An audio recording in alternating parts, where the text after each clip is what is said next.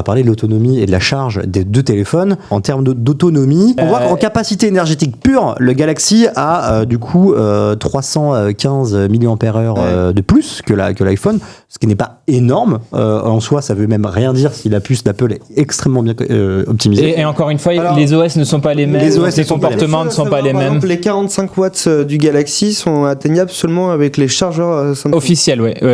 On atteint à peu près, moi j'ai mesuré 32 max avec un chargeur classique. Et l'iPhone 16 Pro Max, il monte jusqu'à combien en termes de puissance de charge? Et 27 watts, je crois. Jusqu'à 27 watts. Dans tous les cas, je trouve moi ces deux valeurs décevantes à l'échelle de l'ultra haut de gamme. Il y a quand même un truc où l'iPhone est meilleur que le Galaxy. Et c'est dommage pour Samsung, c'est que c'est déjà le premier à avoir intégré la norme Qi 2, donc la norme sans fil Qi 2, qui offre une puissance de charge sans fil plus importante, qui a aussi le système côté magnétique. magnétique pour pouvoir mettre des accessoires et surtout des batteries externes. Et qui existe sur le S25 Ultra, mais à une condition. Donc le S25 Ultra profite de Qi 2, mais si tu as une coque adaptée, il faut Qi 2 ready. Oui, c'est ça, en gros, c'est un peu ça.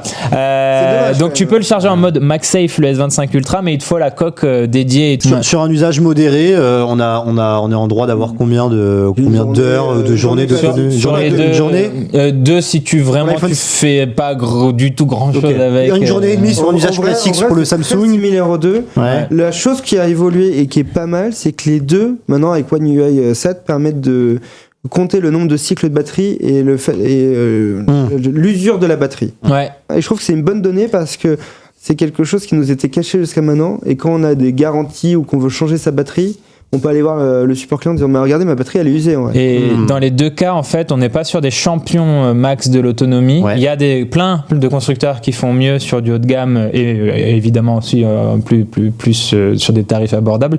Mais sur le haut de gamme, il y a plein de constructeurs qui font mieux. Je dirais juste peut-être qu'il y a cette chose qui entre en jeu, c'est que dans les deux cas, on a une longévité de support logiciel qui fait que peut-être sur la batterie, ils osent pas.